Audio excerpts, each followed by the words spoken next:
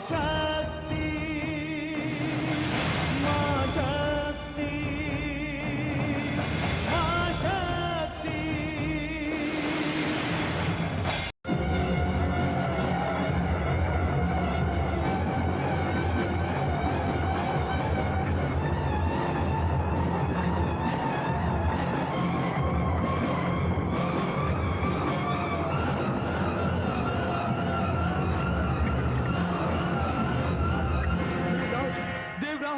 देवराज! क्या बात है? असुर सम्राट तारकासुर ने पूरे देवलोक को घेर लिया। क्या?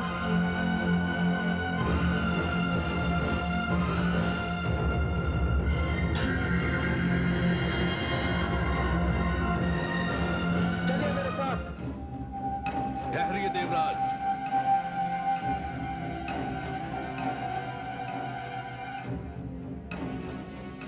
देवराज, इससे पहले कि आपकी और हमारी सेना आपस में टकराए और नरसंहार हो जाए, मेरा आपके सामने एक प्रस्ताव है। क्या प्रस्ताव है तुम्हारा? हम द्वंद्व युद्ध कर लेते हैं।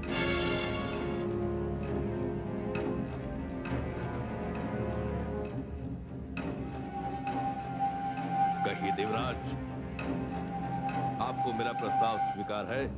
स्वीकार है।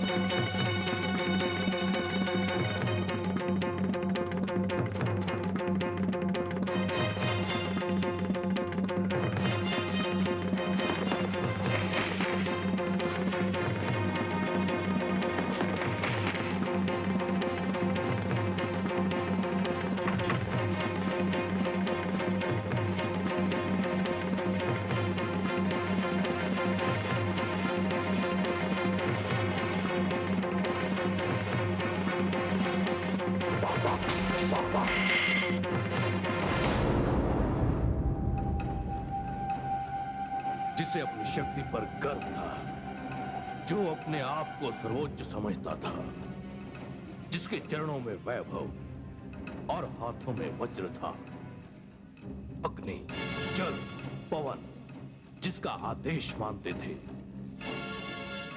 उसकी सारी महिमा और गरिमा आज धूल में मिल गई।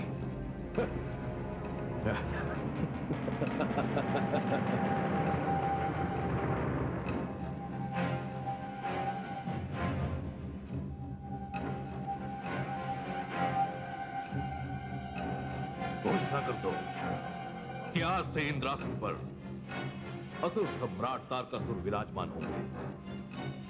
आज से देवता हमारे दास हुए और हम उनके भाग्य विधाता।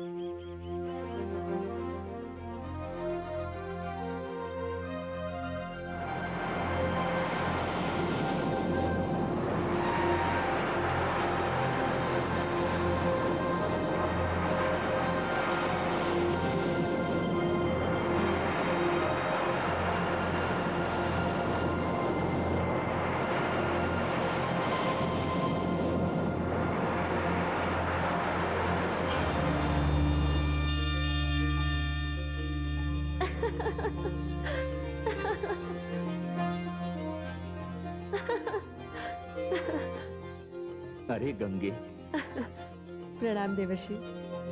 प्रणाम गंगे। प्रणाम दीदी। प्रणाम। तुम्हारे परिहास का ढंग तो बड़ा ही विचित्र है गंगे। पल भर के लिए तो हमें लगा कि पर्वत से गिरता हुआ यह भीषण जलाशय हमें डुबो ही देगा। नारायण नारायण। पार्वती, तुम कहीं जा रही हो? हाँ दीदी, मैं देवर्षि के साथ जा रही हूँ देवादिदेव भगवान शिव के दर्शन करने। महादेव के दर्शन? तब तो मैं भी चलूंगी तुम्हारे साथ। नहीं गंगे, अभी समय नहीं आया है। मैं स्वयं ले चलूंगा तुम्हें महादेव के दर्शन के लिए, किंतु अभी वे समाधि में हैं। देखिए देवर्षि, अपना वचन भूलिएगा मत। नहीं गंगे, मैं अपने वचन को नहीं भूलूंगा। दीदी, जब तक मैं भगवान शिव के दर्शन करके लौटती हूँ, तब तक तुम माताश्री और पिताश्री का ध्यान रखना। तुम चिंता मत करो पार्वती, निश्चिंत होकर जाओ। तुम उनके साथ रहती थी, इसलिए मैं इन पर्वत श्रृंखलाओं पर भ्रमण कर रही थी। जाओ, मुझे भी भगवान शिव के दर्शनों की प्रतीक्षा रहेगी। प्रणाम दीदी। प्रणाम।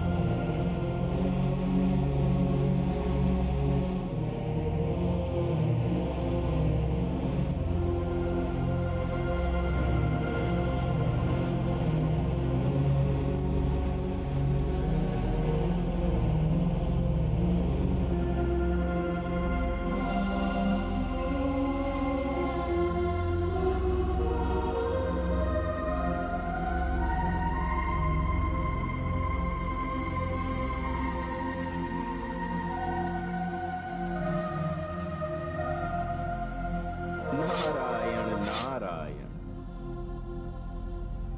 प्रणाम देवर्षि। प्रणाम देवर्षि।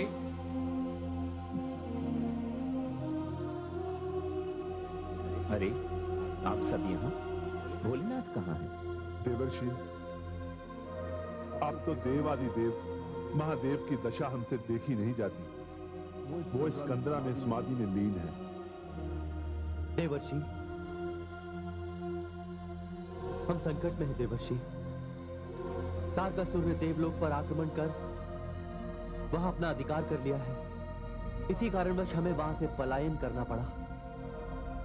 जब तक देवाधिदेव महादेव अपनी समाधि से बाहर नहीं आ जाते, हम इसी तरह भटकते रहेंगे देवर्षि।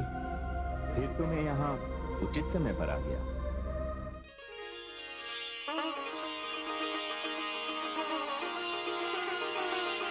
माते, माते,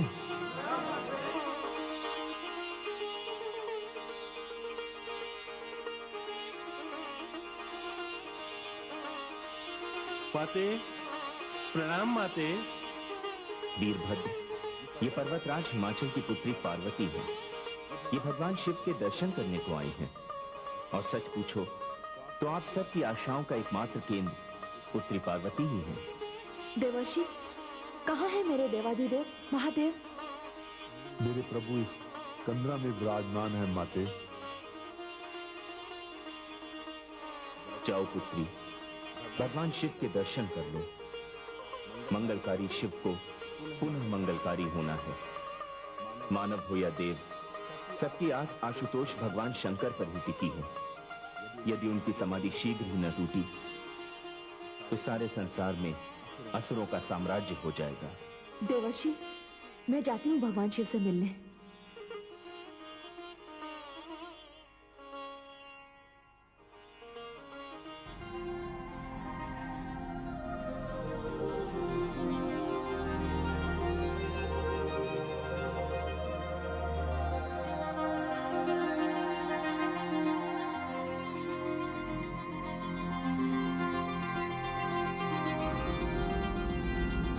नारायण नारायण।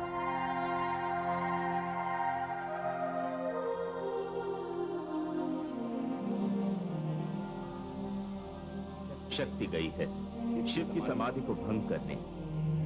देखें क्या होता है। अब माता आ गई है, अब हमें कोई चिंता नहीं है। अब माता हमारे भगवान शिव का ध्यान रखेंगे और हम सब मिलकर माता का ध्यान रखेंगे। नारायण नारायण।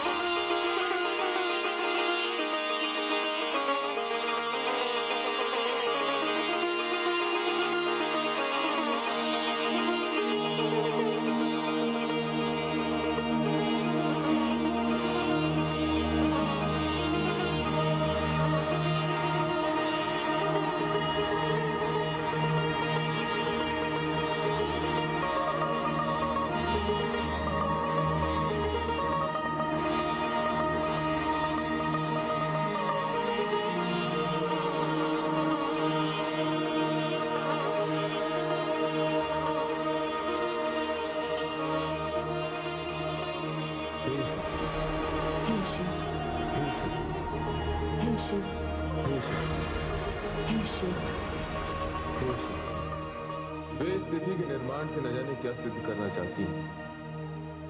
आप हट कर रही हैं कि आपको अपने पिताश्री के घर जाना है। मैं तो आपसे अब भी यही कह रहा हूं देवी कि आप वहां ना जाएं। आज सती अपने पति के सम्मान के लिए अपने प्राणों की आहुति देगी।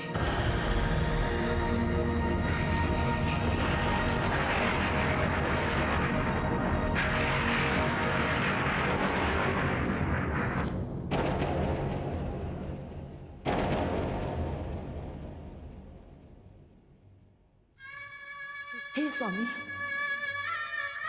आपने ये क्या दशा बना रखी है? ये मेरे ही कारण हुआ और मुझे आपसे क्षमा मांगने का अवसर भी प्राप्त नहीं हुआ। जागिए है महादेव, जागिए, मुझे क्षमा प्रदान कीजिए। हे स्वामी, वर्षों के इस विरह को समाप्त कीजिए, इस कड़ी को तोड़िए। आप तो कहते थे मैं आपकी शक्ति हूं, फिर एक छोटी सी भूल के लिए आपने अपनी शक्ति को इतने वर्षों के लिए अपने आप से कैसे दूर कर दिया स्वामी? मुझे तो ऐसे प्रतीत होता है जैसे आपसे बिछड़े हुए शताब्दियां बीत गई हैं। जागिए है शंभु, दृष्टि खोलिए।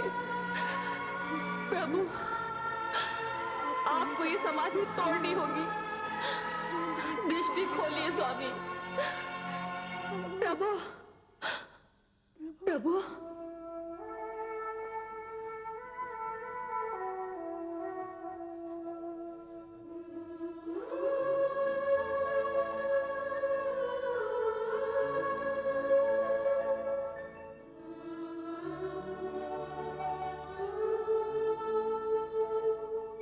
मैं भी देखती हूँ आप कैसे नहीं जागते, मेरी करुण पुकार कैसे नहीं सुनते।